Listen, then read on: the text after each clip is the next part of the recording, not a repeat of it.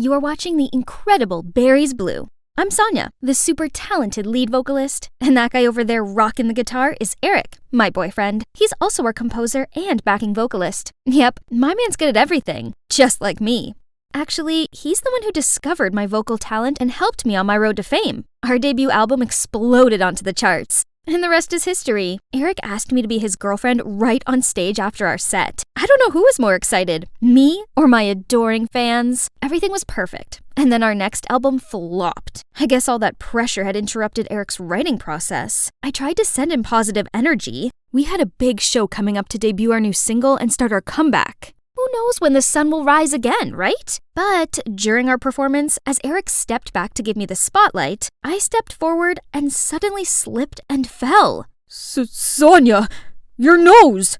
It's crooked! I was rushed into surgery, but my nose looked like a lightning bolt. I can't look like this. I must be beautiful. You'll always be the cutest girl to me. No need to worry. We can still fix it. But right after that, the photo of my busted nose hit the headlines. I got ridiculed for praising natural beauty and then getting plastic surgery. What vultures! I had to upload the video of me slipping to end these rumors, but they claimed I did it on purpose to get attention. What on earth? We thought all that drama was finally over, but no. Right when my nose healed, my chubby, pre-puberty secondary school photo appeared all over the internet, which sparked rumors about me having my whole body reconstructed. Some anonymous posts even made up that I was hot-tempered and snooty to band crew and waiting staff. I mean, maybe I could be a bit abrupt, but I was famous, so I was allowed to get what I wanted. Then, Let's Cancel Sonia began to circulate. Do these tragic people have nothing better to do than gossip about me? But my fans took notice, and a load of our tour tickets got canceled. My manager freaked out and made me go on leave until the rumors died down. How ridiculous! Worse still, they were actually going to try to replace me? The beautiful, one-of-a-kind lead vocalist? How dare they do this to me? I am the band! Hang in there, babe. I promise I'll find a way to get you back. Obviously, my photos didn't leak themselves. Some jerk did this, and it's now my life mission to track them down and make them pay. Okay, so from my internet searching, I traced the original rumor to this group of my anti-fans. Can you believe they actually met up at this cafe once a month just to badmouth me? They even had a schedule. How ridiculous! What had I ever done to them? Disguising myself, I showed up to find out more clues. Inside were those terrible leaked pictures of me. Jeez, these people clearly had way too much time on their hands. Wait, this guy looks familiar. Is he Owen, my high school crush? He was my senior in the music club and a super talented singer, guitarist, and composer. But how come he's my anti-fan? I never even spoke to him. The group buzzed about how pretentious I am. They even said Eric and I were fake dating just to cover up the news about our latest album flop. Ahem. Obviously, our love is real. I never tire of hearing trash talking about that Eric guy's songs. But it's closing time. If you posted about Berries Blue, please claim your money from the counter before leaving. What? Owen actually paid them to slander my band? Why was he so intent on ruining my career? Did he have a personal vendetta against me? I just had to find my own way to figure all this out. Making myself one of them should do it. I immediately called to apply for the job. And I got it. Showtime! It's important to look the part, so I dressed up as this innocent-looking girl for my first shift. Thanks to the magic of makeup, even I could hardly recognize myself. Call me Summer from now on. After the introduction, Owen immediately gave me tons of work. I had to do the heavy lifting and stinky, dirty work. I was a pampered star, not a grunt. Ugh, he's such an exploitive boss. I must have been crazy to have ever crushed on him. In the evening, the anti-fan group showed up again, followed by a familiar face. It's Rena? Owen's little sister. Back in high school, she was quite arrogant. It seemed like nothing had changed. Did you know that Sonia was such a weirdo in high school? Now that she's famous, she's acting like she's above everyone else. Stop right there, carrot hair. What's your name? I'm Summer? So, Summer, here we've got a special requirement for every newbie. You have to pass the anti-fan test. Tell us, what do you think's the most irritating thing about Sonia? Ugh, now I have to defame myself? Actually, I was Sonia's childhood friend. Well, just a neighbor. She was the worst kid in the neighborhood. What did Sonia look like when she was young? And how was her personality? She was chubby and cruel to other kids. She threw bugs at them and never shared her toys. Take notes, guys. Remember to cite the source as Sonia's close neighbor. You can get some bonus, too, for contributing useful information like this. Was Rena also involved in this, along with her brother? When Rena left, the other anti-fans, Caleb, Violet, and June, still didn't leave, but turned to the stage and started tuning the instruments? What? They'd composed a whole song to mock me, not only about my surgery rumors, but also that I was a vain, hot-tempered, competitive, talentless, disrespectful, and never used my abundant money to help others. Their music was good, but the insolence killed their skills. I'm curious, why do people hate Sonia that much? She's rude and her music sucks. Yeah, her natural voice is good, but it doesn't have any emotions. She probably doesn't know anything about love and doesn't have any friends either. Those comments from the anti-fans got me thinking. I suppose I do find it hard to open up to people, and I can be a bit hot-headed sometimes, but am I really that unlikable? Not the nose again, please! Huh? Owen? First you break the cups, now you're wasting sugar. Sugar? Seriously? Aren't you even going to ask if I'm hurt?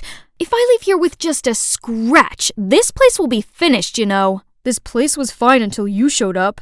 At least, Summer, you should learn how to apologize and thank. Suddenly, the anti-fans' words echoed in my head. As Summer, Owen still saw how much of a diva I was. That means, as Sonia, I must have been so despicable.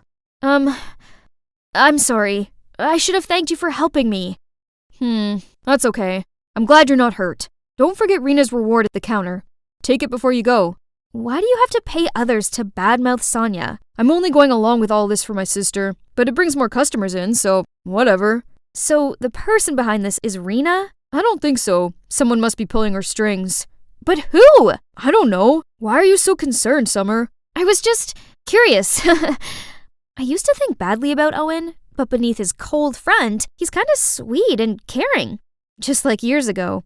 I was trying to escape the rain and bumped into him. He saved me from falling. Didn't care how sweaty I was, and even gave me his umbrella. But in front of my crush, I was too shy and embarrassed to say anything and hurried off. Since then, I didn't feel so uncomfortable hearing the anti-fans slate me and our band's decline. It was almost all true anyway. At least this way, I could learn from my past mistakes and become a way better person. Flowers grow in the strangest of places, right? Yeah. These anti-fans actually became my friends. Playing with them was way more fun than with the berries somehow. Okay guys, you need to share your music with the world. So, I signed up our budding band for a local music competition. Well, what? But we're not professionals. Do you really think we can win? Who cares? I always wanted to perform on a big stage. But what are we gonna play? Use one of my songs if you want. I hear the payout is pretty good. Ooh, I love your songs! We practiced together every night, and everyone was so focused on this, they didn't post bad rumors about me anymore. Owen is truly a genius. Listening to him playing his intros always gave me goosebumps. And so, the image of a cute, talented Owen reappeared in my mind. Oh no. Wake up, Sonia. You already have a boyfriend. Eric? Speaking of Eric, he's been ignoring all of my calls. I get it. He's busy rehearsing for the show, but didn't he promise to find a way to bring me back? Oh, I see. You're too busy playing bands to post anything. We have a show this weekend. You started this, didn't you, Summer? I knew you were trouble from the beginning. Get out of here! I'm on her side. Are you gonna kick me out too? Don't you see I'm doing this for you? Did you forget that Eric stole your songs and used them for his debut album? Rena, don't you think I already know what you're up to? You and that Eric guy are seeing each other, right? Doesn't he want you to spread rumors so he can replace Sonia, his current girlfriend? He says if I succeed, her place in the band will be mine. An affair is one thing, but he can't help you shine with that tuneless music. That's why I need your songs! Owen, just give me a few and everything will go smoothly. At that moment, it all became clear. The only album that made a name for the Berries was actually stolen. And worse still, the person behind my plummeting career was my own boyfriend. That jerk Eric craves fame and would never let himself get caught up in a love triangle scandal. You know how important public opinion is to him. He's using you, and as soon as you give him what he wants, he'll drop you without a thought. I'm not that easily replaceable. What do you mean, Summer? I'm sorry for lying about who I really am, but not everything is fake.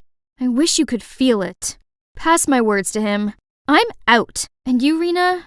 That jerk doesn't deserve any of our love or trust. Even if I didn't want to go back to being the famous Sonya, I couldn't continue to be the carefree Summer either. I didn't realize they were there. They must have heard everything. You're Sonya, not Summer? All this time? You lied to us! I'm sorry. I didn't mean to hurt you or trick you. Your words made me want to change myself for the better, and your music taught and inspired me a lot. Caleb, Violet, June, I just want to be friends with you. Who wants to be your friend, you liar? I may have found out the truth about myself and Eric, but now I've lost my career, my friends, my boss, everything. I'd made such a mess of everything, and I didn't know how to fix it. I don't deserve to be Sonya, or even Summer. It must be a delivery guy. I barely had the energy to get up and open the door. Standing in front of me was... Owen? Did he come all the way here just to see me? Sonya, I've been thinking a lot about your band and Eric, and I realized that this isn't your fault. You can't let Eric win. You're too talented for that. If you show everyone your true self, I just know they'll love you. Actually, there's one thing I want to confess to you. I used to have a crush on you in high school, but you probably didn't even know I existed. Really? That's so dumb. What do you mean? Actually, at that time I liked you too. You were so cute and shy with that beautiful voice, but when I came closer to talk to you, you just ran away. If I had been more confident and braver, maybe we could have become something different. What about now? I mean, do you still want to sing my song? It'll be an honor. Your song is always special. Owen pulled me to the competition and tenderly strapped the bass on for me. Going out there without the rest of the band seemed terrifying, but we couldn't give up. Owen was about to lead me on stage when Rena rushed over to us and grabbed my arm.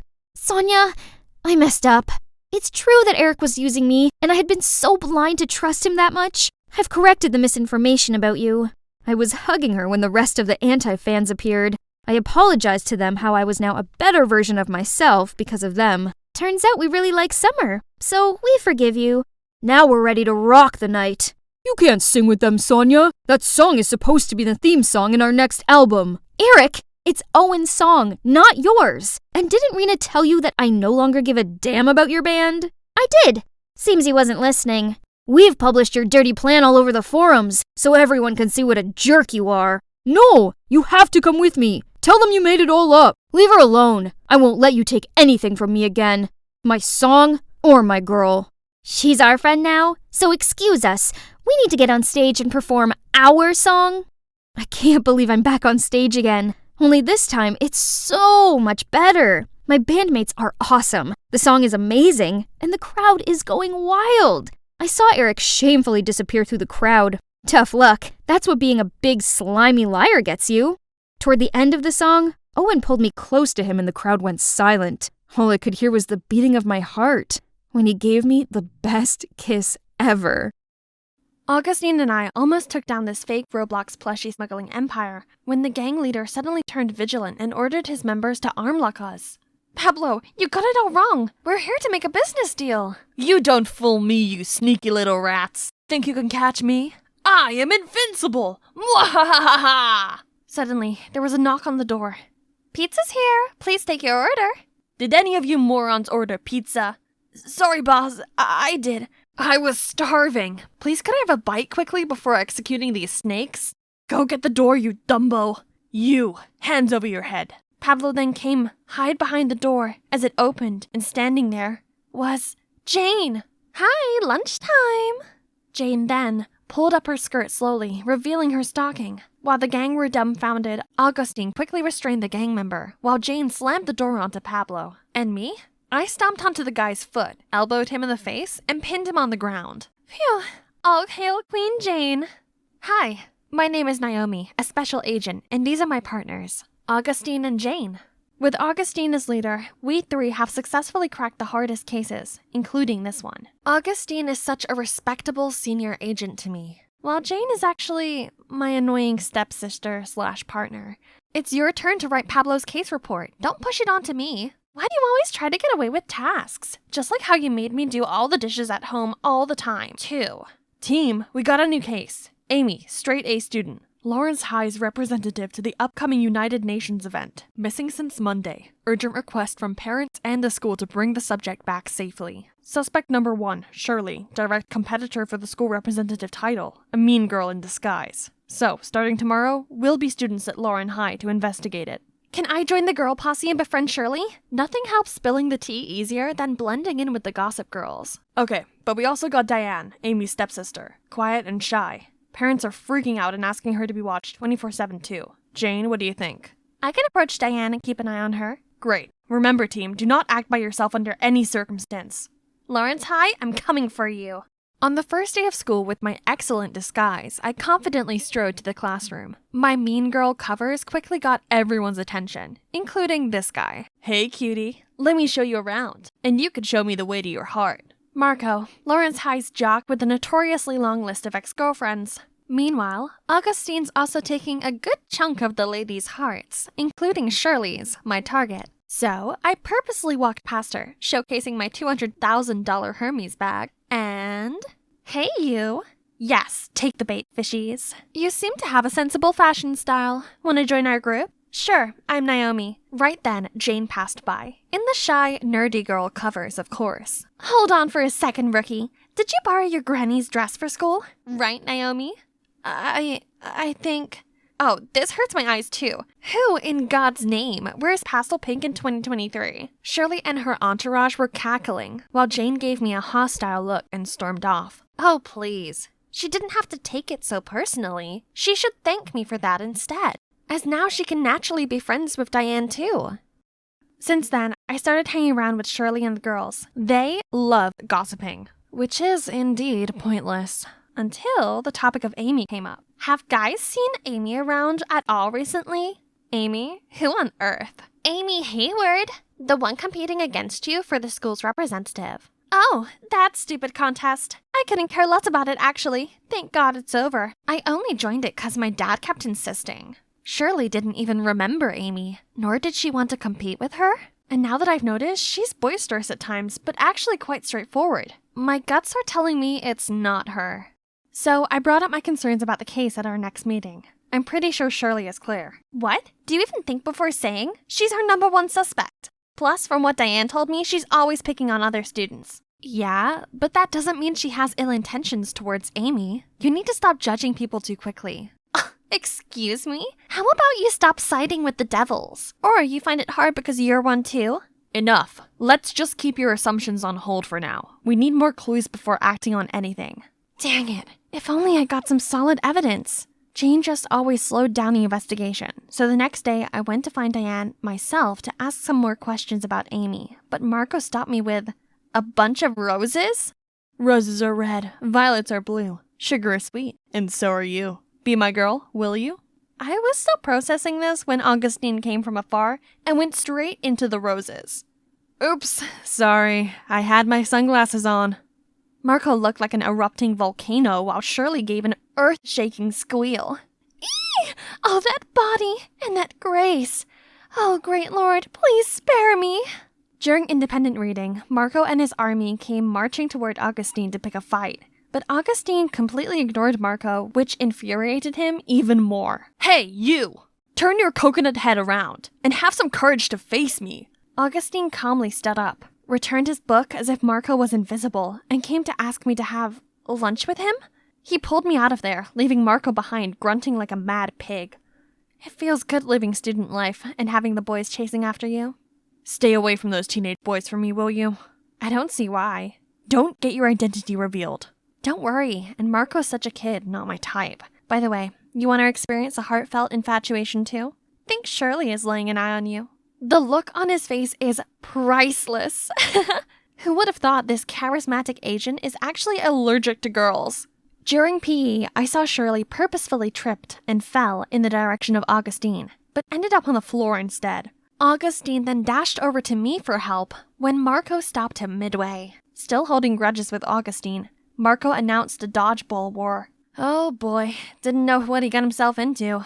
Augustine is our top agent. He dodged every single bullet aimed at him, let alone these plain red balls. In return, Augustine gave Marco one hit of a lifetime that knocked him down on the ground. Lucky for him, Diane was nearby and kind enough to give him a hand. Still, Marco gave the biggest grin when he spotted me and headed over to hand me a piece of paper. Will you go out with me? What a loser. He must have taken a new interest in you, Naomi. Rumor had it he asked Amy out, but then she went missing. Probably that poor girl couldn't handle him. Marco met up with Amy before she went missing? Uh-oh, he's our #1 suspect now, not Shirley. I eagerly updated Augustine and Marco. I have a feeling Marco knows something about the case that might lead us to Amy. I was thinking I could pretend to go on a date with him. That's too dangerous. What if he's behind it all? You might get into trouble, Naomi. No worries, he seems really into me. He asked Amy out and she went missing right after. Who knows what could happen to you? But he's the only lead we have now. Shirley is already out of the picture and I know how to protect myself if anything happens. Please. And yes! The time has come for me to end this case.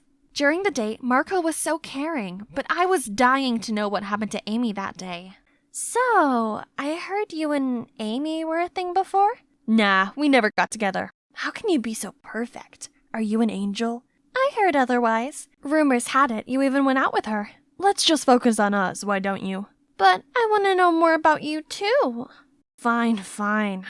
If you want to know it that bad, I did ask her out, but I never saw her that day. Her sister showed up instead. Sat there at a reserved table and said something about Amy wouldn't be around for a while. I thought they wanted to mess with me, so I just left. Diane knew Amy would disappear even before she went missing? Did Diane have anything to do with this? She might have been the very piece we'd overlooked from the beginning.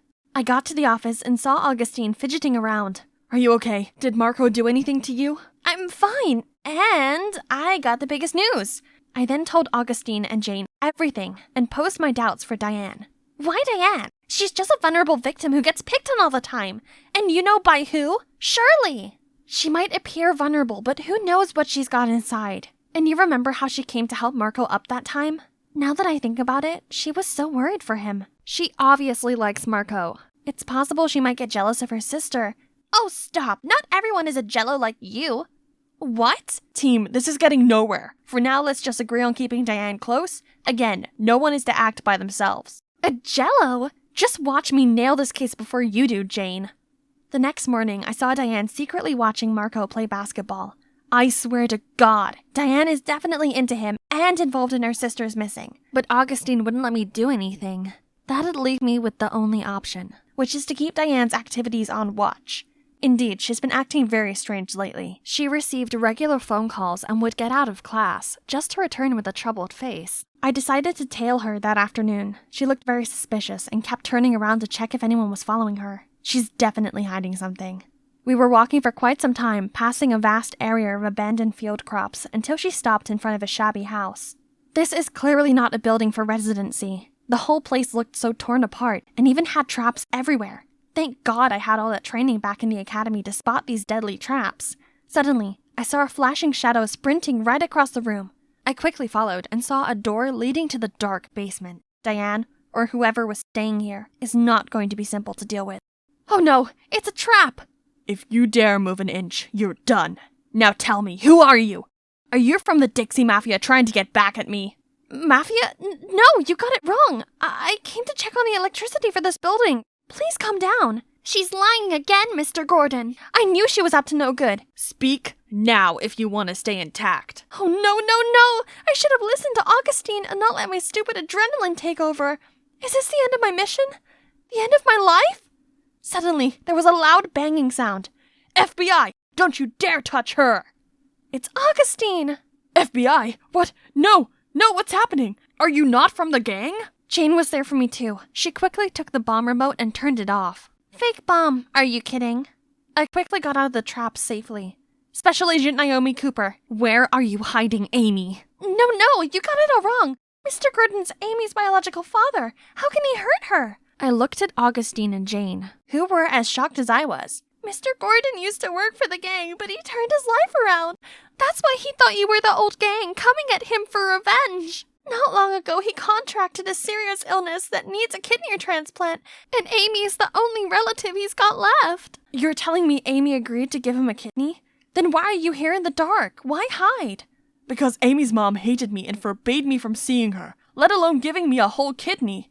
But Amy is my daughter with a golden heart. Even though I didn't want to, she insisted on giving me a kidney so I could live on. If Mom knew about it, she would never agree. That's why Amy had to run away to have the transplant done with Mr. Gordon. Where is she now? Resting in that room. Don't worry, Mr. Gordon has been taking well care of her. Meanwhile, I helped bring them food and necessities. I quickly kicked the door open and saw Amy lying on the bed. What was all the commotion, Diane? Did you bring Dad some squash? Augustine, Jane, and I saw it through now. We all got it wrong this whole time. The next day, we went to find Amy's mother and had a talk with her. She was shocked at first, but after knowing everything, she realized how wrong it was to separate father and daughter. She was so touched by her daughter's precious heart and agreed to let Amy come visit Mr. Gordon from now on. Looking at the sisters makes me think about my own sis. I'm sorry. We gave each other a tight hug. We are sisters too in the end. Well, case closed. Let's go for some grand celebration, shall we? Actually, I have a date now. Why don't you take Naomi with you? Then she just left us there. Cheeky Jane. I'm so relieved you're okay, Naomi. 'Cause if anything happens to you... Yeah, Augustine? If anything happens, I would die for you. Hi, Melanie here, and I'm hanging on the edge of my seat to hear the results of this year's science fair. I know I might not look like a typical studious girl, but I'm definitely serious about school. Ooh, 1 second. The winner of West High Science Fair 2023 is Harry Silver. That means the runner-up is Melanie D'Angelo. Congratulations to you both. Please come onto the stage for your awards. Man, I can't believe I'm second to him again. We'd been literally swapping first and second place on every leaderboard since we were kids. Ugh, so unfair. Look at him. All he did was partying and pulling silly pranks, yet he's still on the honor roll, while I had to study day and night to maintain my straight A's. Mom's taking quite long. What's that commotion over there? This calls for a celebration. What do you guys think? Olive Garden? Yes! Geez, can you keep it down just a smidge? Come to think of it, people like Harry just have it all, while I only have Mom by my side. Oh, she came just in time! Dad left us for another woman a while ago, so my mom had been struggling every day being a single mom. She must be really sad and lonely, so I'd never mention Dad anymore. Poor her. The more I felt for Mom, the angrier I was at Dad. Only my bestie, Izzy, knew about this, 'cause, you know, it's hard to open up when you're from a broken home. Luckily, there's one thing in this world that could raise my spirits, as well as my heartbeat, in these dark, gloomy days. My dreamy crush, Cameron. Last year of middle school was coming to an end, so I gotta make a move with Cameron fast. The problem was, every time I got close to him, that party pooper appeared out of nowhere to make fun of me. He kept calling me melanin, 'cause that's what you lack, and bothered me nonstop. We had never gotten along, but seriously? What's wrong with him lately? He picked on me way too much, and why only me? I can't believe everyone thinks he's a model student. To me, Harry's no more than the most annoying bug. All right. Hair, makeup, pearly white teeth? Check. I'm giving it another go today, waiting for Cameron at his locker with my love letter in hand. As soon as I saw his gorgeous face, I took a deep breath, then put up the sweetest smile, but all of a sudden, someone messed up my hair from behind. Ouch! I turned around to see the culprit. Harry, you look hot. And it generates electricity, too. Now you can charge your phone with your hair. Thank me later. Oh my god! Nobody should see this Medusa hairdo. My plan to confess failed again before it even started. All thanks to that clown Harry. Wait, isn't that my dad? He was walking out of the principal's office with a much younger woman and a boy my age. From what I gathered, they're saying that his son would go here. Seeing how my dad's starting a new life with his new family, I couldn't help but feel sorry for Mom. This is all that woman's fault. If she just disappeared, things could go back to the way they were. But that's merely a wish, and me and Mom just have to put up with this boring, unhappy life day by day. Voodoo for dummies? Was some higher power listening to me? This sounds like an answer to my problem. I ordered the book immediately. I started studying all kinds of spells and rituals in it as soon as the package arrived. Voodoo dolls? Interesting. The next day, I went to find Izzy ASAP. Hey, I'm thinking of using a voodoo doll on my dad's new wife to bring my parents back together. What do you think? Does it really work? I don't think. Yo, Wednesday. Sorry. Yo, knock off Wednesday. Harry Silver, you are so dead. But wait a second. You know what? We can test it out. Harry would be the perfect guinea pig. What? Him? He's just being his playful self. What if voodoo actually works? Harry doesn't deserve it. Well, I don't think so. Let's make a doll for our little preppy boy then.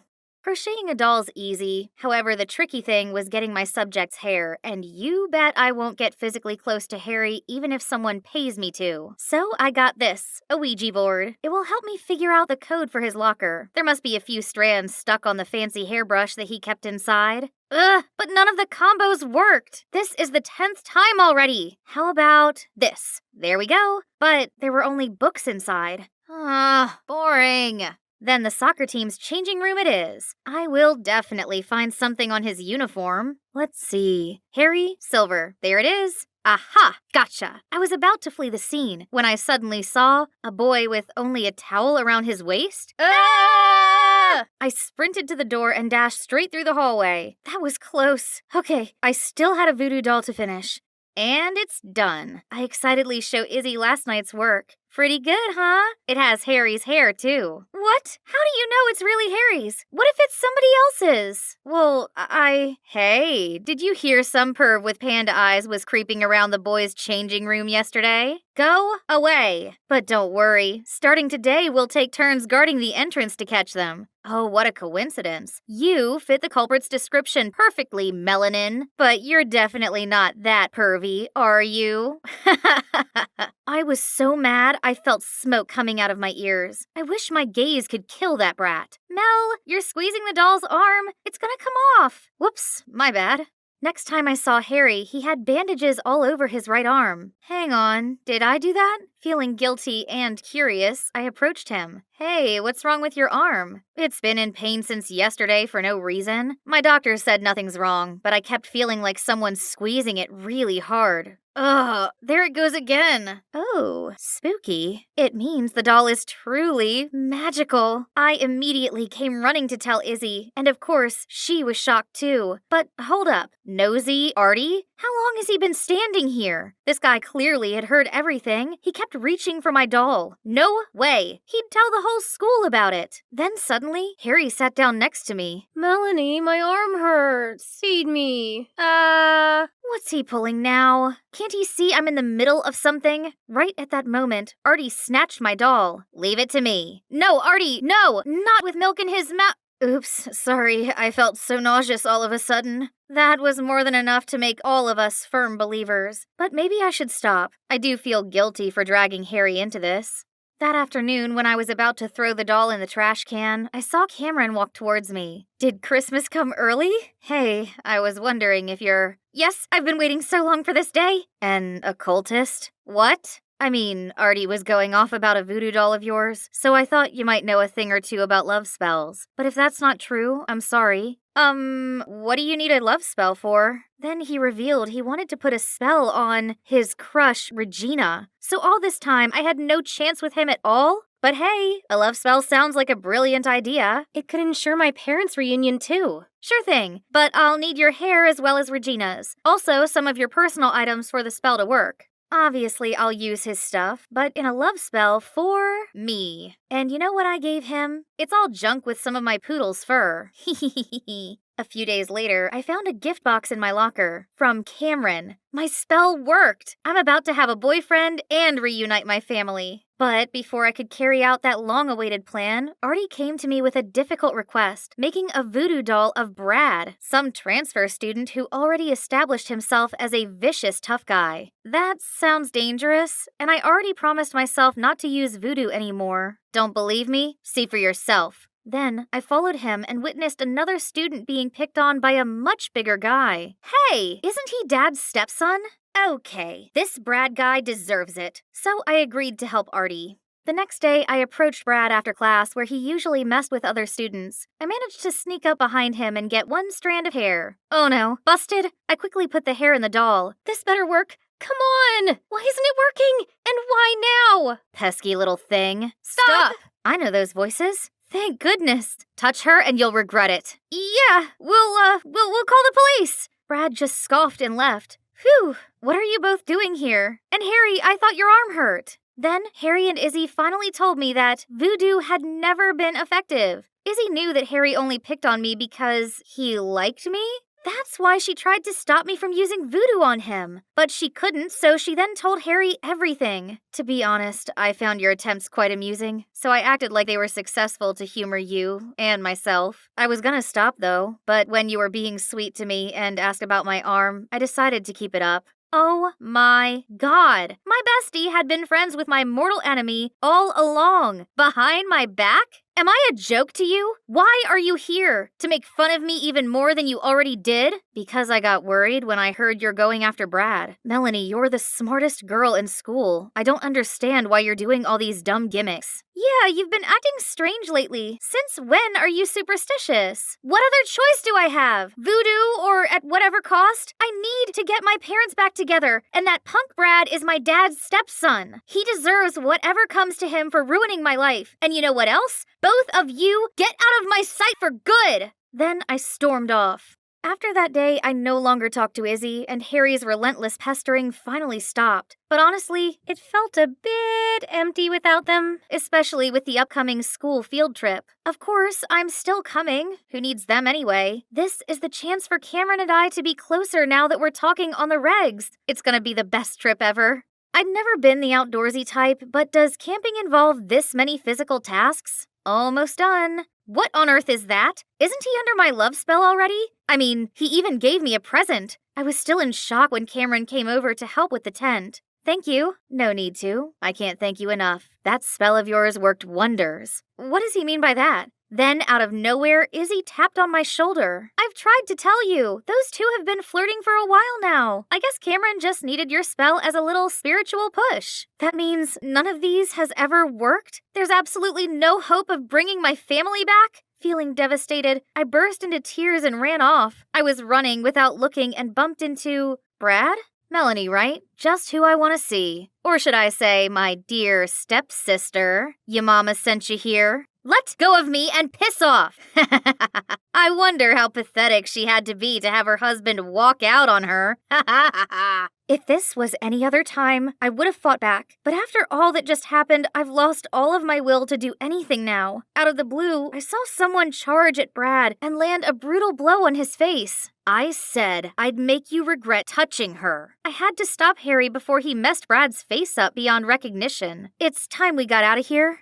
Why did you come help me after everything I said? I'm kinda used to your coldness. Besides, my love language is following you around and teasing you until you notice or get mad at me. Silly. I know. On a different note, I thought you knew that voodoo was useless. Yeah, so I thought of a love spell to get my parents back together. Then my family will be whole and happy again. But I know it now. There's no such thing as magic. Why not? Magic is alive and well inside you, and it is called forgiving. It cannot punish those who hurt you and your loved ones, but it can help you let go of your pains and sufferings. What are you trying to say? I mean, no magic can make your dad come back, but someday the pain he caused you won't ache anymore. Eventually, your mom and you will heal and lead a fulfilling life without him. I never took this goofy guy for the philosophical and mature type, but I guess he's right. I'd been so caught up in my own bitterness that I didn't realize moving on was an option. When my mom picked me up, I decided to finally ask her about my dad. Unexpectedly, Mom told me that of course it was sad at first, but she's actually doing fine these days. Life's supposed to have its ups and downs. As long as we welcome them with open arms, everything will turn out all right in the end. After all, your father will have the life he wants, while we get on with our lives. Turned out I was the only one chasing the past all this time, when what I actually needed was closure. Mom's words were more than enough to put this grieving period behind me.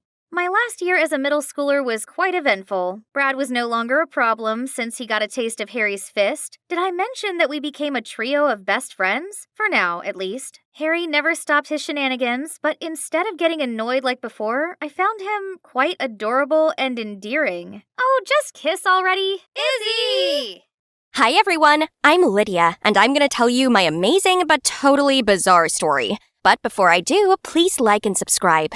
I have a big sister, Gwen, who's 2 years older than me, and she's basically a genius. From as young as I remember, I idolized her. What is 25 squared? 625, Dad. Honey, what's this? It's the Starry Night, an oil-on-canvas painting painted in June 1889 by the Dutch post-impressionist painter Vincent van Gogh. While I'm, a bit different. And Lydia, I have 10 candies. I'll give you 2. So how many do I have left? Isn't this doll cute, Daddy? Yeah, I'm no genius, with no particular talent, no flawless beauty, and almost no friends either. But Gwen didn't mind and was always supportive of me. It's fabulous! Fabulous!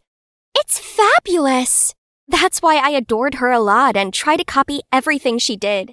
It's fabulous! What's so fabulous about my cat dying? Oops, wrong timing. Then, when I was 16, Gwen left for college. Out of sight, but definitely not out of mind. My parents went on about her all the time, which only made me miss her more. I dreamed of going off to college and having a perfect life, as she did. But for that to happen, I needed to shake up my plain Jane life. I wonder what my hidden talent is. Could it be dancing? No, definitely not. Okay, maybe singing would be better. Right now I'm in a state of mind I wanna be in like all the time. Ain't got no tears left to cry. That's enough. Next. Gosh, why can Gwen make it seem so easy? But at least my grades didn't fail me. I studied my butt off and finally got into law school just like Gwen did, then moved out. Yahoo! So here comes my first day of college. Send me spiritual strength, Gwenny. I successfully joined the cheerleading team and boys started noticing me. But I only had eyes for Ethan. My super handsome boyfriend. Finally, I achieved the life I'd always wanted. Thanks, sis, my real-life role model. Then one day, I arrived home to see a familiar figure waiting for me. Gwen! I was so happy, thinking she'd finally freed up time to visit me, but she looked so upset and had gained weight. A bit. College life seems to have fattened you up. Lydia, I'm pregnant. What the chocolate fudge? One eternity later, I finally managed to close my goldfish mouth, then invited her inside. I dropped out of college 6 months ago, then found out I was expecting a baby right after. My due date's in just 2 weeks, and I have nowhere to go. Please, Lydia, let me stay here. Our parents must not find out. I can't face their disappointment. How about my disappointment? She was meant to be perfect, but she's just ruined everything. What about the father? He has to study in France, so you're the only one I can rely on right now. As mad as I was, I still felt sorry for her. She is my sister, after all. So I let her stay, but refused to talk to her. During the whole week, she hardly slept a wink. She plodded around the place, constantly trying to rub her back and tensing through the pain. I hated seeing her in so much discomfort, so yes, I caved. Together, we prepared for the arrival of our new family member, and I have to admit it, I was kinda excited. Let's find an adorable, meaningful name. Okay, let me do some research. Love Rosie is my favorite movie, so let's name her Rosie. Wow, that's fast. Baby Rosie was born healthy and happy. We 3 had such a good time until one day, I arrived home from college to find a note and an envelope inside Rosie's crib. My darling Lydia, I'll be away for a while longer. 2 months, I suppose. I have to make some changes so that I can provide for Rosie. Please take care of her for me and do not tell anyone about this. I will be forever grateful for this. G. OMG! How could she do this to me? I still have college, my friends, Ethan, and now a niece? But when I turned to see Rosie smiling at me with those big, round, sparkling eyes, suddenly my heart melted. I can do this. Rosie, looks like it's just the 2 of us now. Mommy will be back soon, so please make things easy, won't you? She absolutely did not. Sometimes I wondered if Rosie was real or an AI program because every night at 3 a.m. sharp, she would cry her lungs out. And if her milk was a little colder than 98.6, she'd spit it all out. Not to mention, I have to come up with 1,000 ridiculous ways to keep her entertained. And my house was always filled with a smell of stinky diapers. But other than that, Rosie was very sweet. I can't bring myself to get angry at her.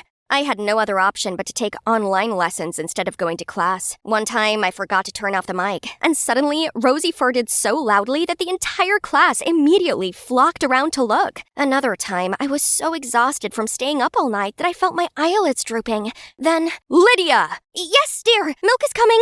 I don't think milk works for you, but an F will. Oh no. Despite my constant apologizing, I still ended up with poor results. This semester, I'd already failed 2 classes and been kicked out of the cheerleading team. You think that is the worst part? Think again. On a super lucky day, I was at Walmart, overwhelmed with dozens of diaper brands when I saw none other than Ethan. There's nowhere to hide, Lydia. You're doomed. Oh, hi, Ethan. Didn't expect to see you here. Sorry, recently I'm a bit busy. Do I know you? Huh? I'm Lydia, your girlfriend? What? It's really you? You ghosted me for the past few weeks. Jeez. Did you even take a shower? And what's that thing? Want to trap me with a baby?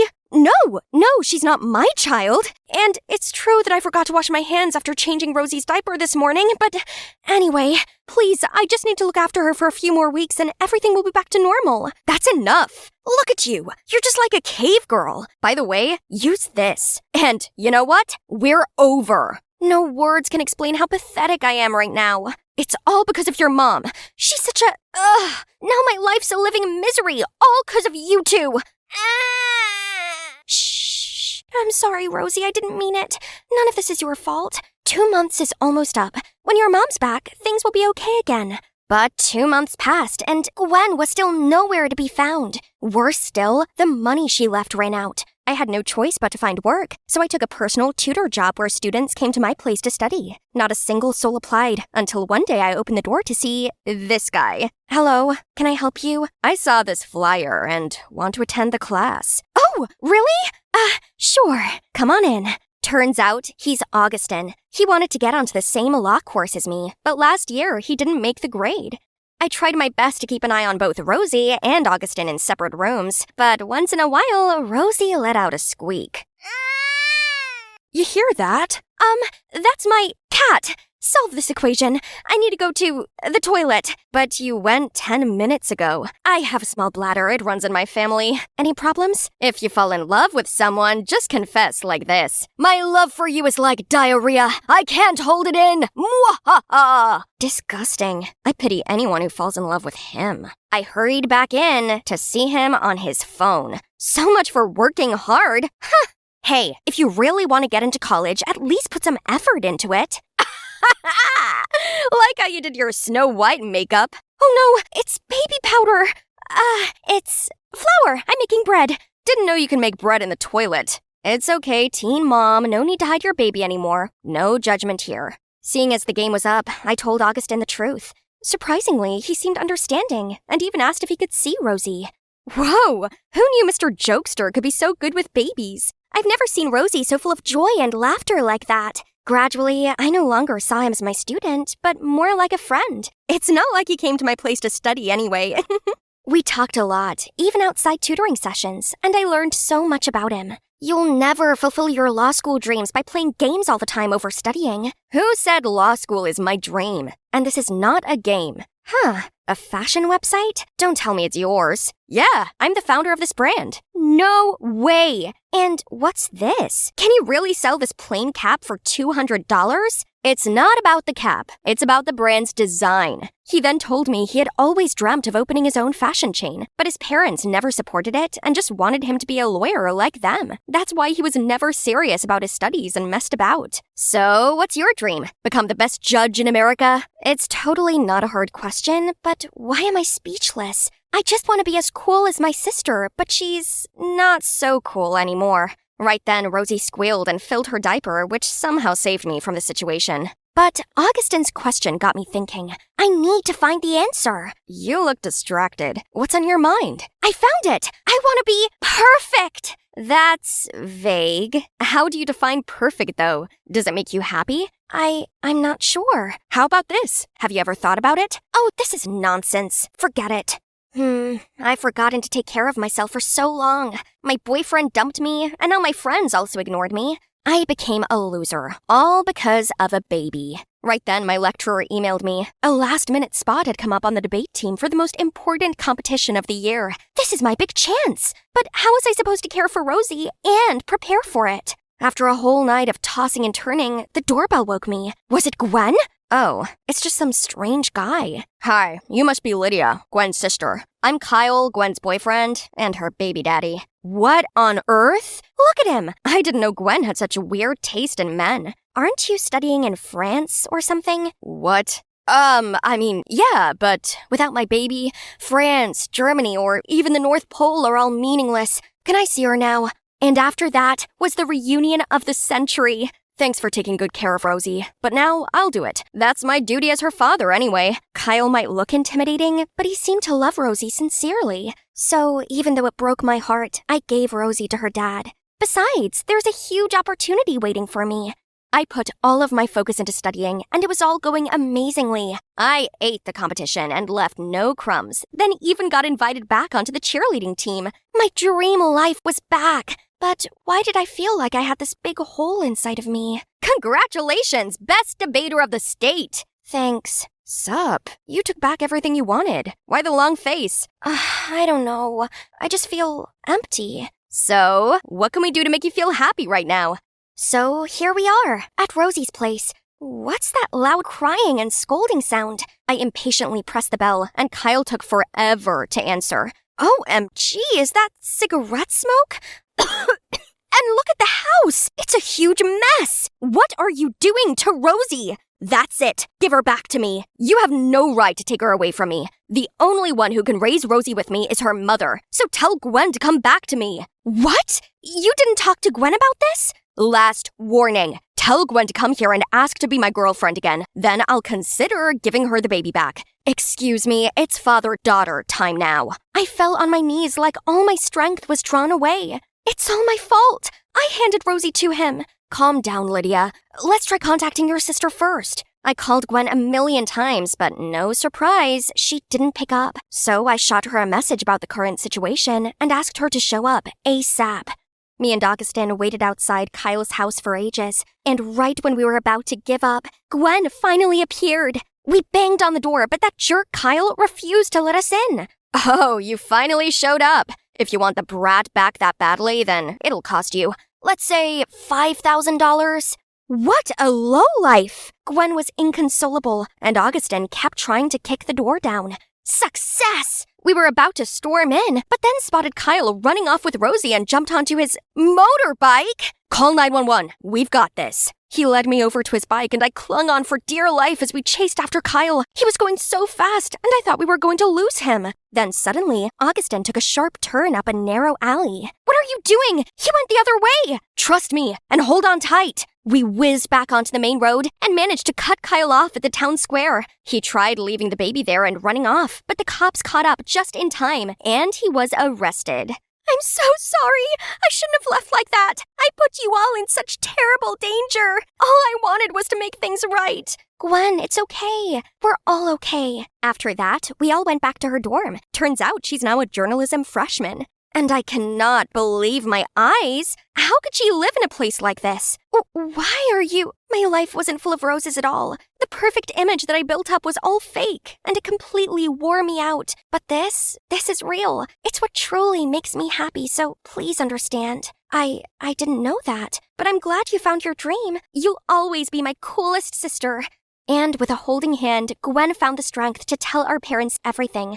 They weren't angry at all, and even felt sorry for her carrying all that burden alone. Turns out it was Gwen who put all the pressure on herself. Mom and Dad even suggested that Gwen move back with them, so they could help her take care of Rosie. Finally, everything was sorted out, except I realized law was not my passion after all. Now, which path should I take? Suddenly, Augustin came to me with a wrinkled piece of paper. How about you start with this? Gosh, you still keep it? Let's say I'll give it a try.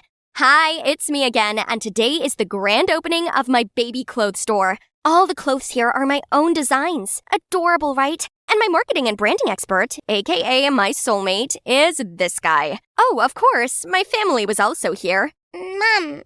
Wow, Rosie had just spoken her first word. Let's take a picture to capture this memorable moment. 3, 2, 1. Oh no, sweetie. I was in this romantic dinner date with the love of my life, knowing too well that one day I'd be gone. But I couldn't help but falling for him. I'm in love with you, and I know that love is just a shout into the void, and that we're all doomed, and that there will come a day the sun will swallow the only earth we'll ever have, and I am in love with you. Cut! Excellent, Eleanor! Well, that was the usual in the life of an actress. Oh, hey, didn't catch you there. I'm Eleanor, from LA. My life as a kid was a bit different from others. While they were surrounded by dolls and toys, I was wrapped up in the limelight. Being a superstar seemed fun back then, but the glitz and glamour of showbiz gradually wore me out. My momager never let me take a break between gigs, so there's no time to hang with people my age.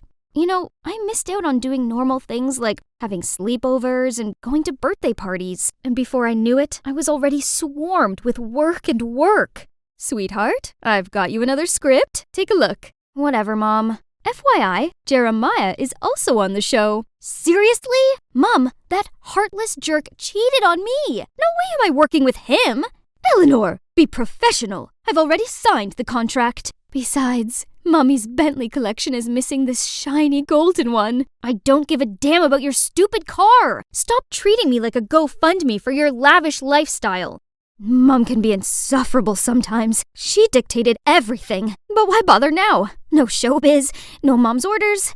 I can do whatever I want. Bye-bye salad and hello chocolate cake. But suddenly, a dark figure bolted towards me and snatched my bag. I lost my balance, banged my head on a fire hydrant, and then everything went black. Gosh, my head was spinning. I opened my eyes to see a cute guy leaning over me. Hey, are you all right? Am I dreaming? 'Cause this view sure is dreamy. No, you're not. You're at the orphanage. I found you unconscious on the ground last night, so I brought you here. Excuse me? An orphanage? I can't be in a place like this. But wait, my phone and wallet? Darn it! That thief stole my bag along with everything. Guess I needed to delay my independent life plan just a little bit. I better call Mom. Hey, got a phone I can borrow?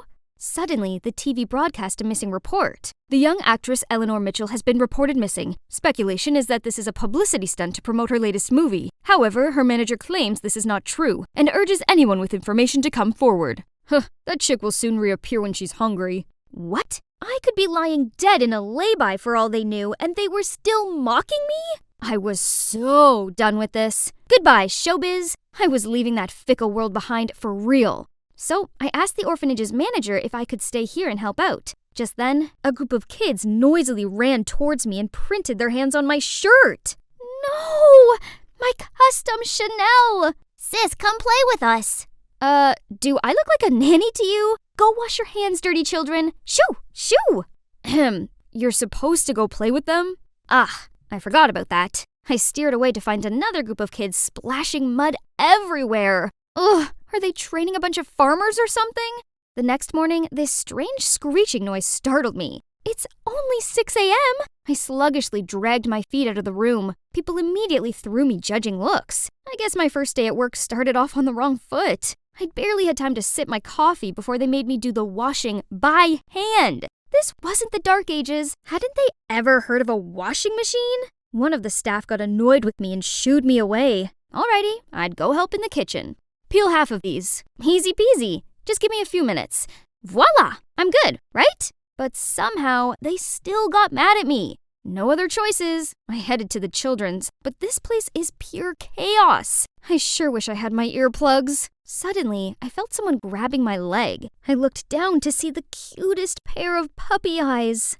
Sis, can I have a bite of that? Aw, how could I say no to that? But as soon as I gave her the cake, her face changed into a devilish grin. The little girl grabbed a big chunk with her bare hand, then smashed it into another kid's face, and the cake fight began. Caleb opened his mouth to say something, and a massive piece of cake flew into it. Oh my god, Caleb, are you all right?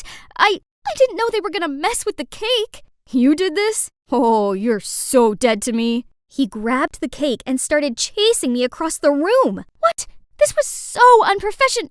Right, that's it. Watch out, Caleb. Okay, so the manager wasn't very happy with us, but honestly, it was the most fun I'd ever had.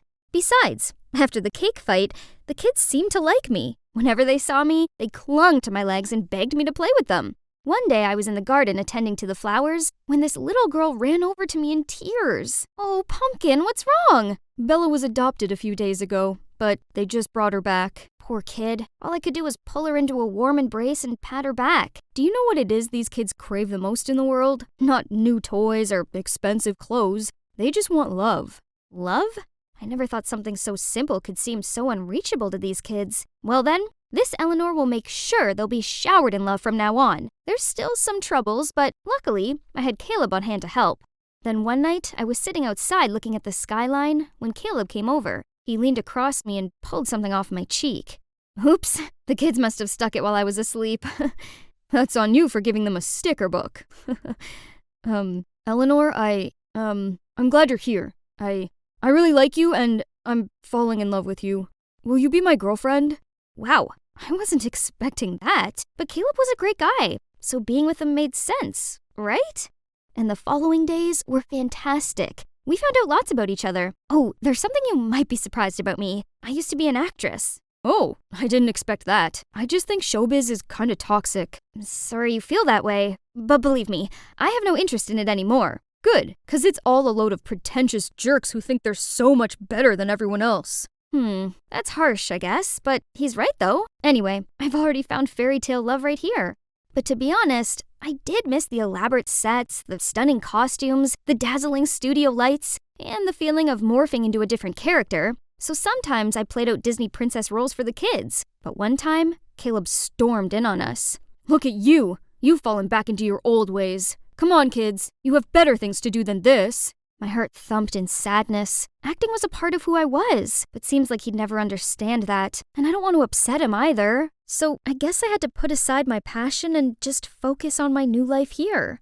One day while skipping towards the playground, I slipped on a banana peel and was about to fall when a strong arm caught my back and helped me to stand up. Surely he did have a strong build and a gentleman manner. But who is this guy? I thanked him, but he just stared at me. You look just like Eleanor Mitchell. Well, I am her. Oh, you left showbiz for real? I thought it was just a media trick. Oof. What was his deal? Was he a reporter coming to dig up dirt? Oh, sorry, just kidding. But are you serious about quitting acting? You've got talent. All you need is a good script to sink your teeth into, instead of those terrible ones you've been given.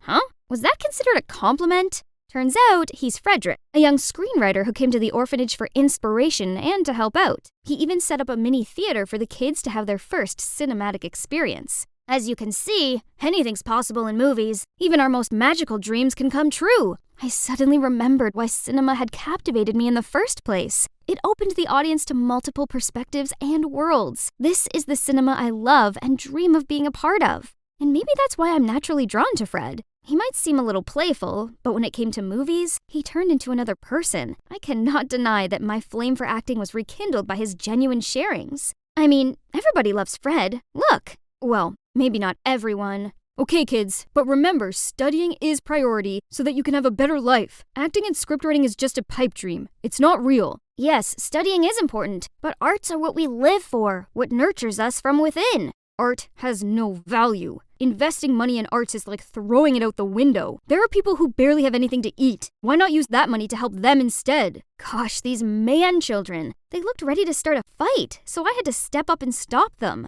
After that day, Caleb and Fred were constantly giving each other dirty looks. I tried to calm Caleb down, but he got mad at me for no reason.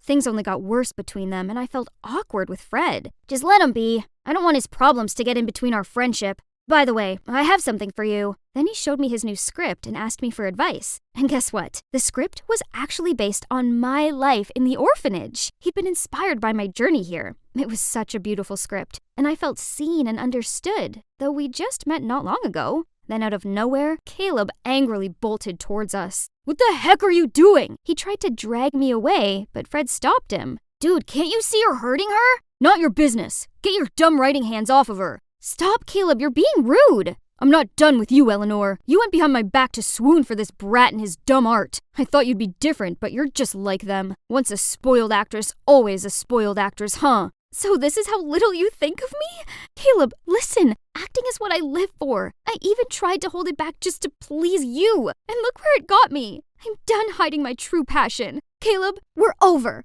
Caleb looked down and didn't say a word, and after that he packed his things and left the orphanage. It's true Caleb had opened up something in me, but if being with him meant I had to lose myself, then I'd gotta let him go. The orphanage without him was not the same. Luckily, I had Fred to cheer me up. He asked me to play the lead in his upcoming film project, and with the script based on my journey here, I agreed. It felt good knowing I could finally go back to acting, even if I was sort of playing myself. Then one day, I found a baby left in front of the orphanage. Then I quickly carried him inside. Poor Hector. I'll take good care of you. Mama. That's right. Your mama's here. Dada. I'm your dada now? Together we'll be a happy family. Right, Mama? Oh boy, it made my stomach do cartwheels. But was it okay to feel this way after everything happened? We started filming in the orphanage soon, and the kids were a big help. It felt quite strange after a long break, but the thing that got me nervous about was the audience's reaction to the movie. Turns out, I was worried for nothing, as the feedback was actually amazing. Though that joy didn't last long, as a few days after, the image of me holding Hector hit the internet with the headline, "Actress turned teenage mom." Through their words, I appeared as this reckless girl who got pregnant and ran away from showbiz to give birth. That got netizens turned 180 and throw shade at me. What a load of nonsense. Right at that moment, I got a text from Caleb. "Is this your rotten showbiz?" So it's him who leaked that picture to the press. How could he? I've got to sort this out.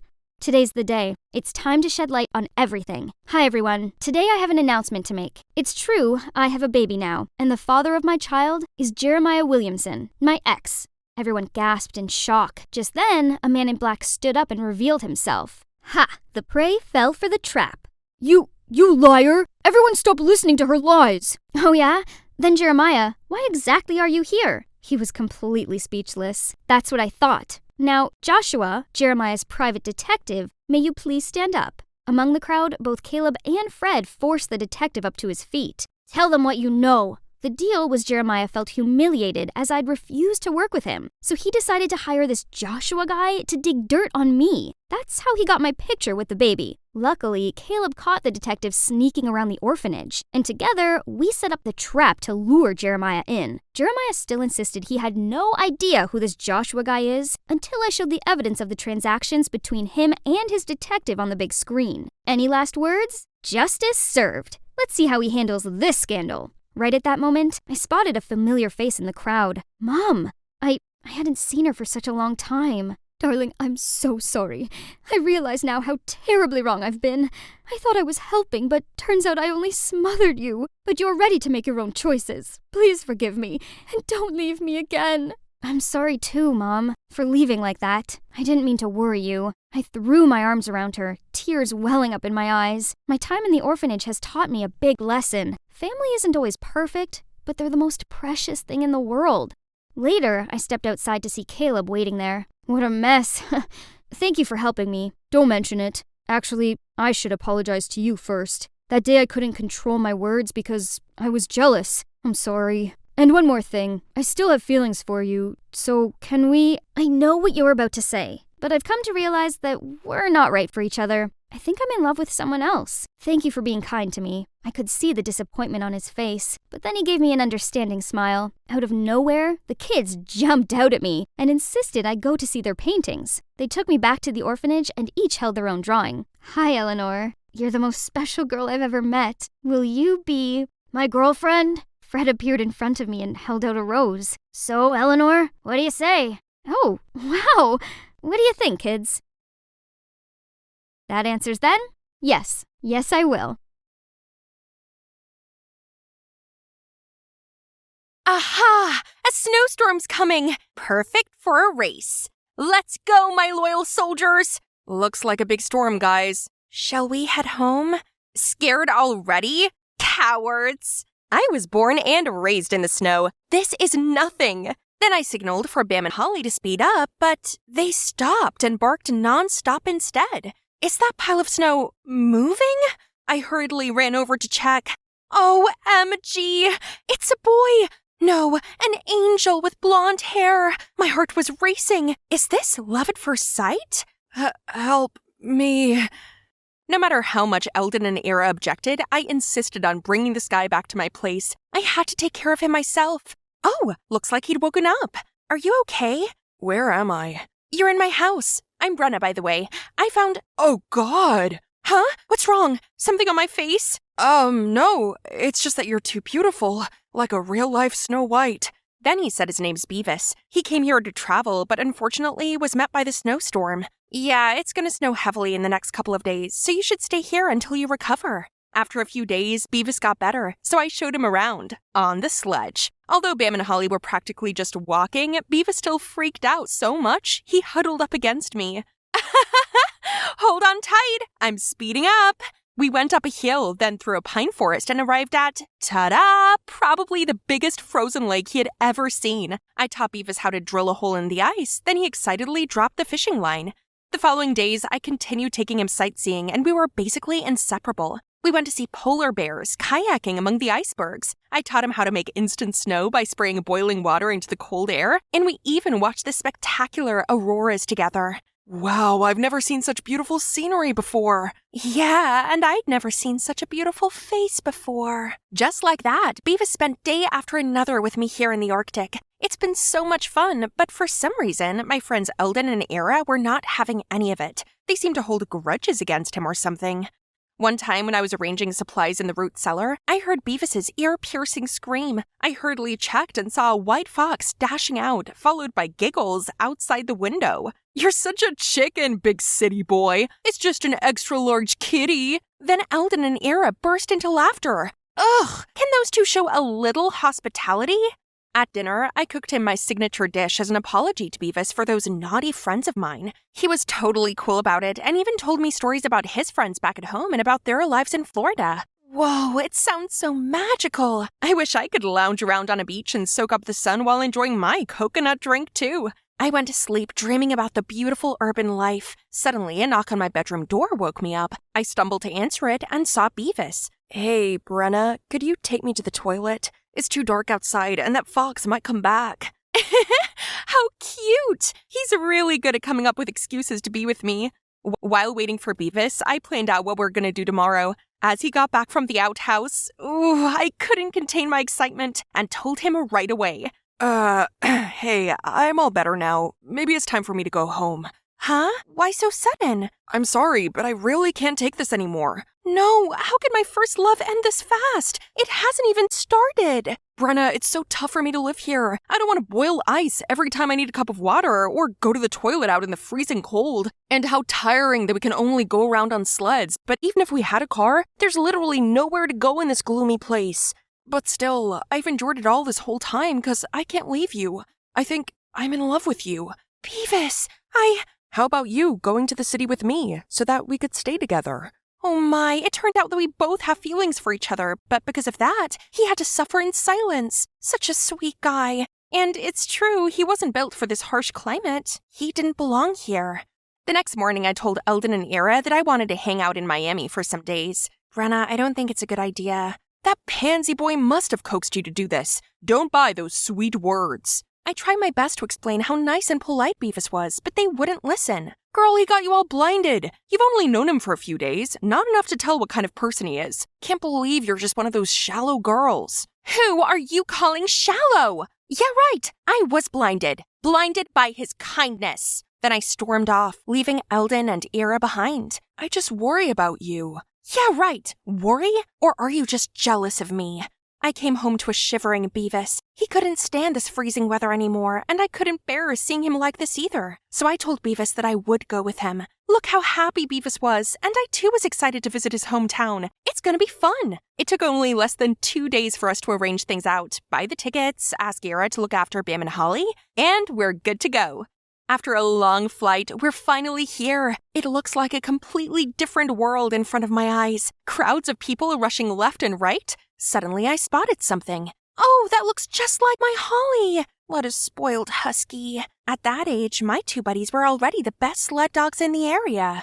Oopsie. City folks don't seem too friendly, do they?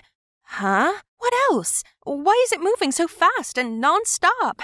While I hesitated to take a step, Beavis suddenly carried me up in the air. Don't worry, I got you. Oh boy, he's so sweet. Beavis then got me transformed into a city girl. He took me shopping, then got my hair dyed. I really like my silky black hair, but Beavis said this looked better on me. This too, baby girl. This is a tattoo parlor, isn't it? Seeing my confusion, Beavis explained that couples here usually get tattooed on important occasions, and today marks the first day that you walk into my world, so I want it imprinted in my heart. So Beavis and I got matching tattoos that he chose. A weird-looking red shape behind the ears. It might not look pretty, but was definitely unique enough to be special for just us two. Once we were done shopping, we went to a luxurious villa. Oh my, is he taking me to his parents? I'm so nervous, not sure how I should behave when Beavis comforted me. They were nice. Don't worry, just do as they tell you to. Just then, the main door opened. Everyone turned to look at us, full of excitement. This must be the first time Beavis took his girlfriend home then. Hello, everyone. Suddenly a man walked straight over and lifted my chin. Very similar, but this, but that. Just look at her birthmark. It's Demi. Thank goodness. Our beloved daughter has returned. I was still processing everything when everyone rushed to hug me and bombarded me with questions. I turned to Beavis for help, but where is he? What's going on? I tried to explain that I was Brenna, born in the snowy Arctic. Both my parents had passed away, and this was my first time leaving my hometown. But to no avail. My precious daughter, Beavis told us everything. You fell in the woods and had a concussion, so you're having a temporary memory loss. Just get rested for now, okay? Oh, where is Beavis then? I gotta ask him something. Don't worry, your savior will be well rewarded. You'll see him tomorrow. Everything happened so fast, I'm totally lost. But the most I could do now is to wait until tomorrow. I'm sure Beavis will clear things up.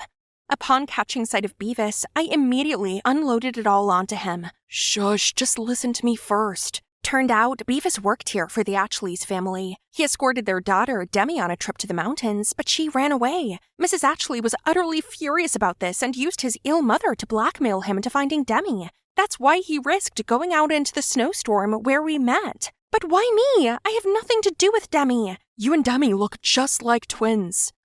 When I saw you, I couldn't believe my eyes either. I did what I did because I was worried for my mom. I hope you can forgive me and help us, please. I'll soon find Demi. So, you were only using me? No, I'm truly in love with you, Brenna. I didn't want to be away from you, and you deserve a much better life here, with me. But just wait until I find Demi. Then we will run away and live happily together. Poor Beavis. He seriously had the worst luck. If I were him, I guess I would do the same. So I reluctantly lived as Demi. Luckily, her parents thought I lost my memory, which made it not too hard to be her. One day, I received a text from Eldon. I suddenly remembered that I'd been away from home for almost a month.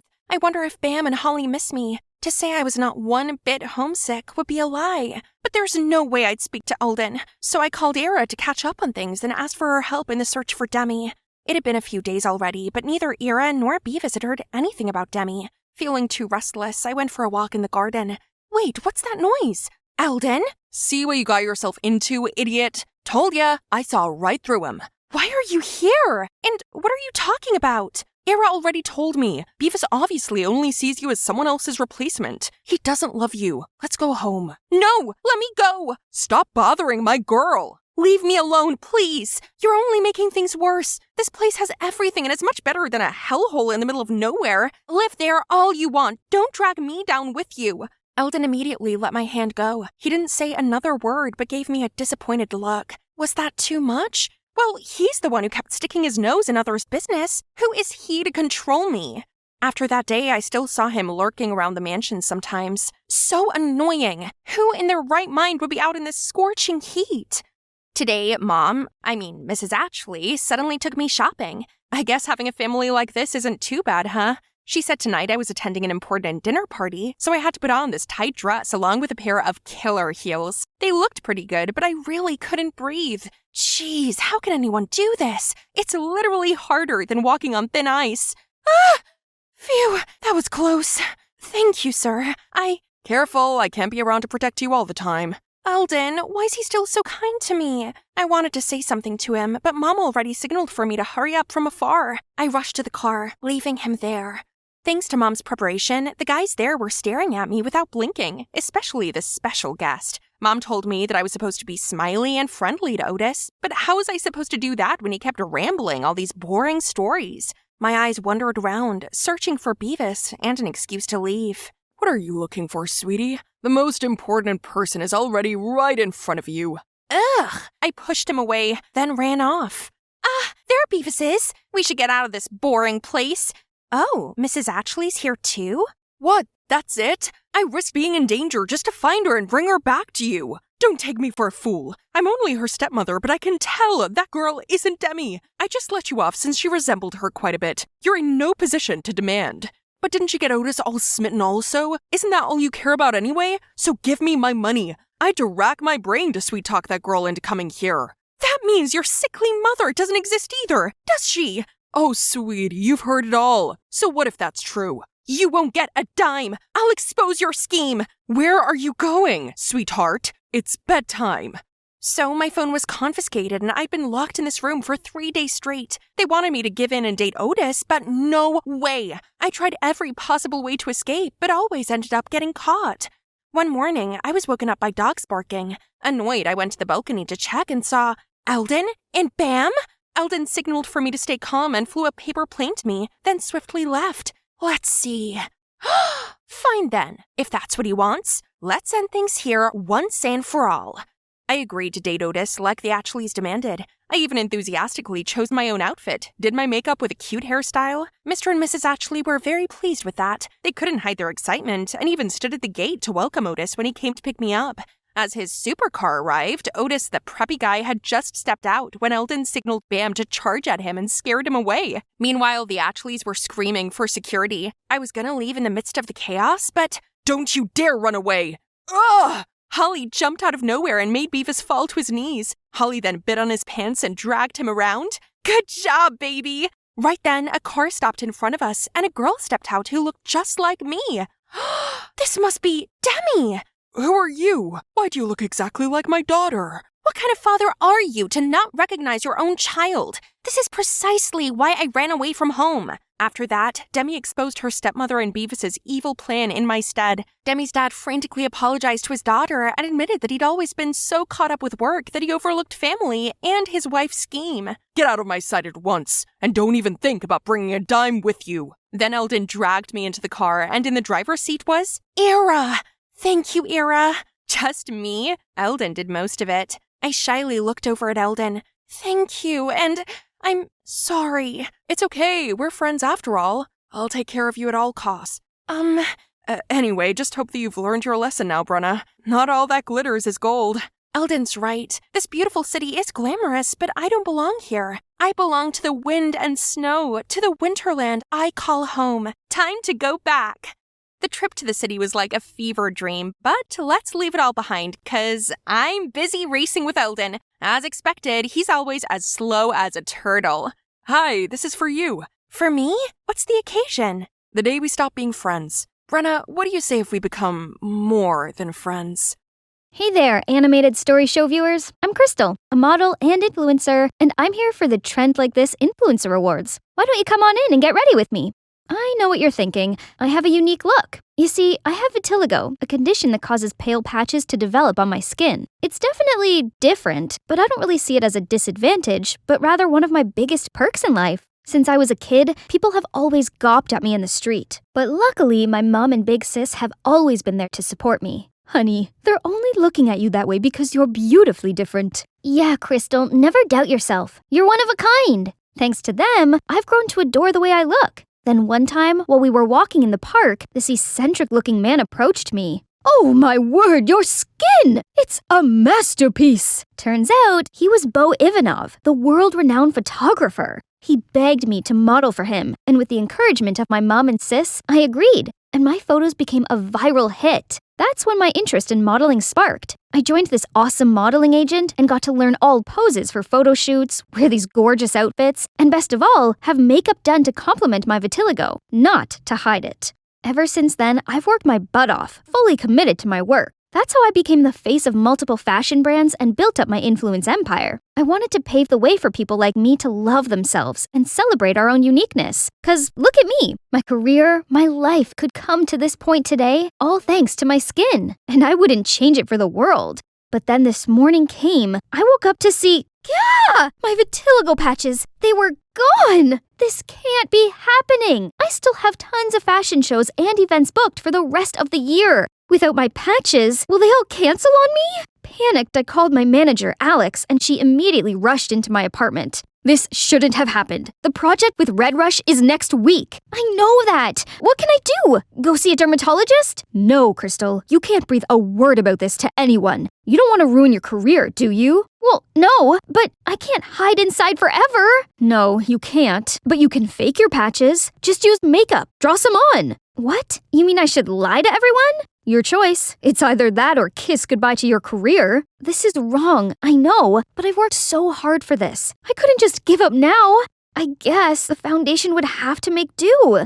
I went back to my daily modeling life, and luckily no one seemed to suspect anything. But I was so on edge and constantly checking my makeup. Crystal, have you heard? The brand Raris is looking for models with unconventional features for its newest fashion collection. You're the perfect fit. OMG! Everyone who's anyone in fashion knew of the Raris' creator, Mr. Finnegan. If I become his muse, that's my step into high fashion world. I can't miss this once-in-a-lifetime opportunity. I got my focus straight, fearlessly walking into the building, when suddenly my heel got stuck. I tumbled backward, and out of nowhere, these strong arms wrapped around me, and I landed straight into their warm embrace. For a moment there, I could feel their divine scent overpowering me. Dior Sauvage, isn't it? You don't change much, do you? Still clumsy even though you're now a superstar. Hold up, this voice. It's Sam, my high school ride or die! My, puberty has hit him hard, huh? Samuel knelt down and gently put the heel back on my foot.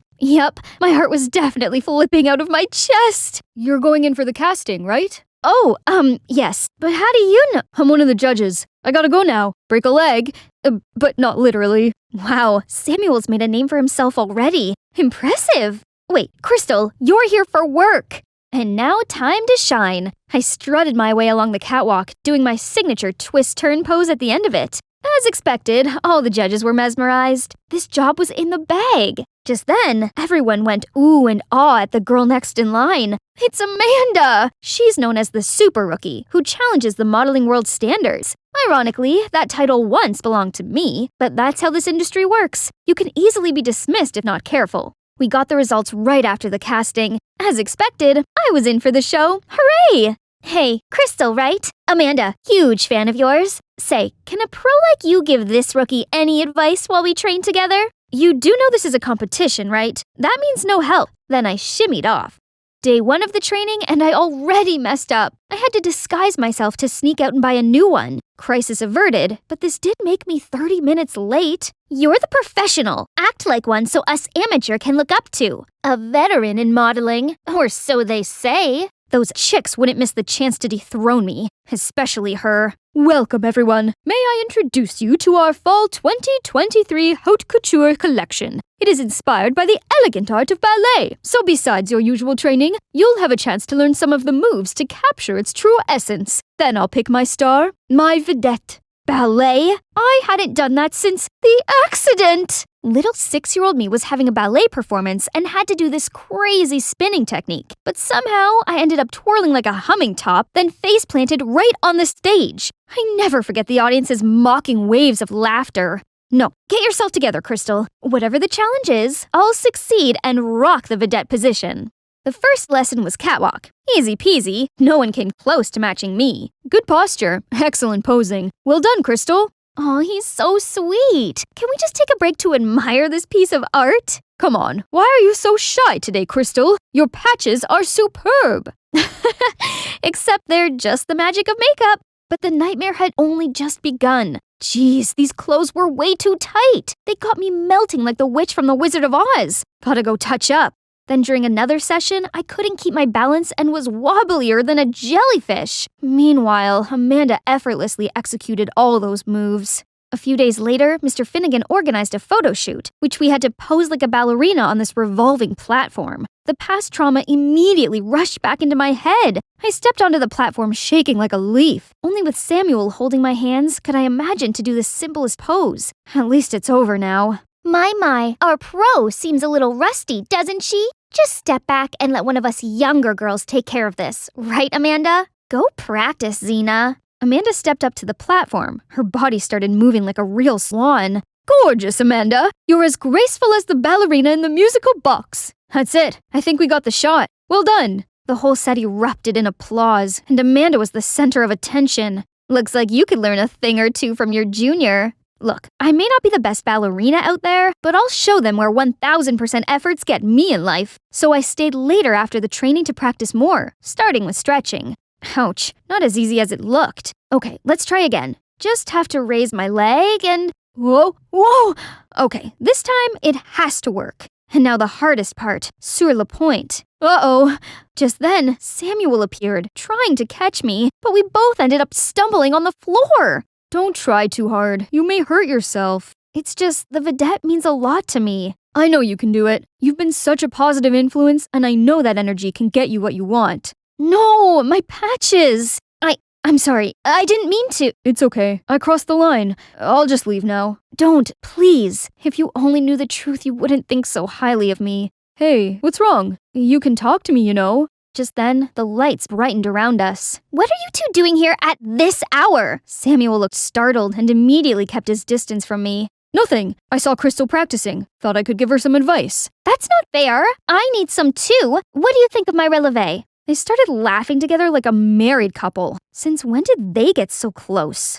After a few days of intense practice, I may not be a ballet master yet, but I did feel more confident about facing the final challenge, which decided who would be the vedette. Look at this gorgeous couture design! I would make a perfect black swan. I tried the dress on, but accidentally smudged the foundation and got it all over the dress. Oh no! I immediately rushed to the bathroom trying to wash the stain off. Stupid foundation! Super stay my butt! The door suddenly snapped open and in stepped Amanda! Your vitiligo patches? They're coming off?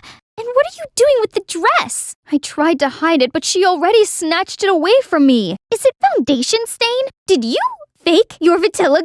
No, I was diagnosed with vitiligo for real, I swear. I told her the truth. Thought she was going to use it against me, but to my surprise, she looked heartbroken. I decided to pursue modeling because I felt inspired by you. But now you're telling me it's all a scam?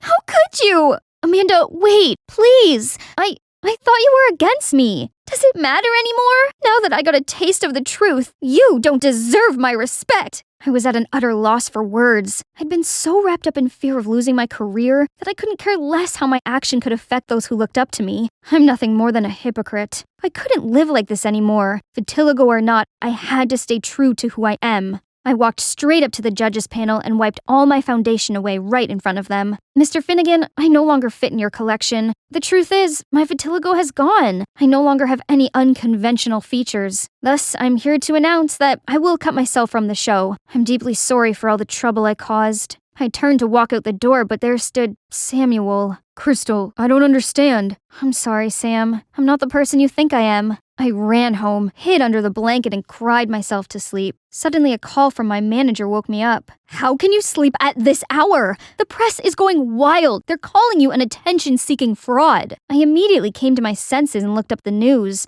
Oh no, how could it break out so fast? At this speed, I'd be canceled by tomorrow morning. See what happens when you act out of my order? Gosh, you models are so dumb. Don't go anywhere. I'll be there to handle this. Was she being for real? All of this was her idea in the first place. Enough! Have fun dealing with this on your own, Alex. I shut down my phone, packed my stuff, and left it all behind to go to my secret place. I used to spend time here with my family when I was a kid. Being surrounded by nature calms me down. Suddenly a hand pressed on my shoulder. Hey, we've been looking for you. Samuel? And Amanda? Did you guys follow me here? It's the only way we could find you. I'm sorry for going at you like that. I was so shocked. You don't have to. It's all my fault. I lost myself when my vitiligo went away. I acted out of fear and ended up disappointing everyone who's counting on me. Well, it's hard to stay sane when your identity is taken from you. But what's important is you've learned your lesson. Now, where is the fearless, confident Crystal we all love? She's right. Patches or not, you're always special to us. That means a lot to me. Thanks, you guys. Turns out I'd misunderstood Amanda this whole time. She's brilliant, gorgeous, and caring, and perfect for Samuel. Welp, that stings. Suppose it's time I got back to work for some damage control. I opened the phone to see hundreds of notifications. Among them was a message from Mr. Finnegan saying he has a place for me at the fashion show. So it's not the end for me, right? Go get it, girl. Yes, it felt so good to be back. Crystal, you're here. I have great news. You'll be the vedette for this collection. Me? But I don't have any unconventional features. Doesn't matter. You're perfect the way you are. 2 girls will stand by your side, and you'll be in the center wearing this work of art. An elegant swan among the flock of ugly ducks. Isn't that a bit offensive? So this was your plan all along? Playing dirty tricks to save your flopped career? Cut it, Xena. Mocking me won't change the situation. There's something fishy going on here, and I'm gonna get to the end of it. Finally, the show has come. As soon as I got the signal, I strutted to the runway confidently, turning heads to my every step. But it's not for the reason you're thinking. I actually switched places with Amanda, and now all the spotlights are on her. Right at that moment, Mr. Finnegan bolted to the runway. What do you think you're doing? You ruined my show. I had a deal with her. What deal? Tell me. Right now. It's her who's behind this. Alex? Ugh, that snake! It turned out Alex bribed Mr. Finnegan to let me be the vedette and drag the models with unconventional features down since I'm no longer one of them. Hearing that, all the models turned furious, ready to jump at the 2 frauds. You 2 have crossed the line. I don't need any of your manipulative games to continue my career. I will stay true to myself no matter what. Unconventional features or not, I'm always willing to speak up for them because everyone is beautiful in their own way, and they deserve a chance to showcase their beauty to the world. The audience erupted in cheers and applause, while Mr. Finnegan and Alex were surrounded by cameras and criticism. Justice served. After all that drama, I'm still modeling, but with a different agency that fully accepts me for the real me. I continued to influence young people on self-love and being uniquely themselves. Amanda and I became the best of friends. We also made tons of plans to collaborate with Samuel, but honestly, I couldn't shake off this heart-wrenching feeling whenever these 2 were together. Luckily, my hectic schedule has left me no time to think about that. Guess what? After days and nights of hard work, I now have my own line of skincare products called Only You. Exciting, right? Oh, Sam, you made it! Wow, they're beautiful. Amanda will love them. No, they're not for Amanda. They're for you. Crystal, I'm crazy about you. I always have been. What? It's me you like all along? Then why didn't you tell me that before, silly? I leaped into his arms, and we shared the most amazing kiss. Perfect ending for an amazing journey, huh?